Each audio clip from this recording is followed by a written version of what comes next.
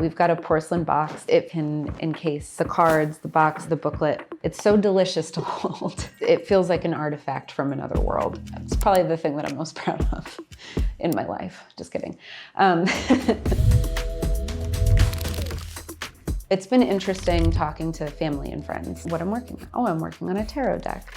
And they go like, oh, what's that about? Like, I don't know anything about that. I find something like journaling helps me get what's inside on the outside. I can like look at it, but also sometimes it's really helpful to have some sort of guardrail and a way of thinking about what it is I'm feeling. So that's kind of how I use tarot.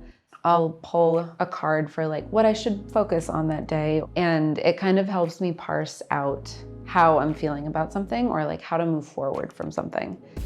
I don't typically use it as like a divinatory or prophetic way. It's been less daunting of a practice to use tarot as like a tool for introspection.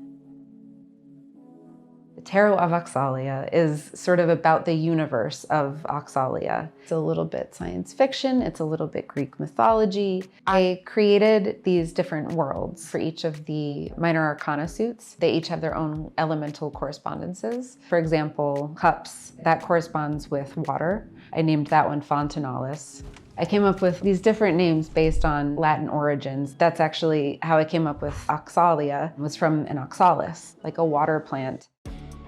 I decided to base a lot of the art that I made on the Rider-Waite tarot deck because it's a traditional deck and it's a deck that I learned with.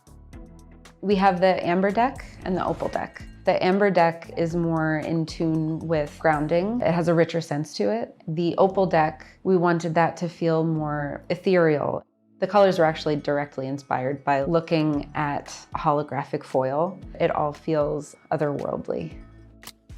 Because I really want this to be a tool for people, that informed a lot of why I wanted to make the things that I wanted to make. If you don't have, for instance, a porcelain box to put your tarot deck back into, it might not be as enticing on a daily basis to use.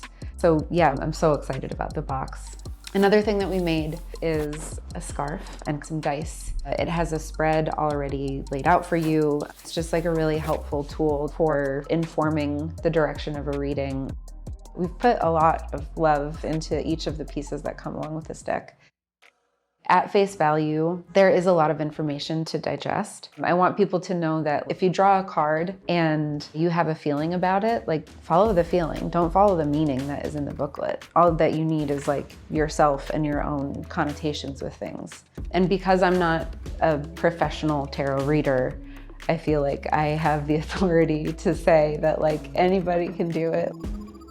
A project like the Tarot of Oxalia, where it's made for an intimate purpose, it's made for someone. That's why this project is really important to me too. I want people to use it, and I think more than anything, I want people to feel capable.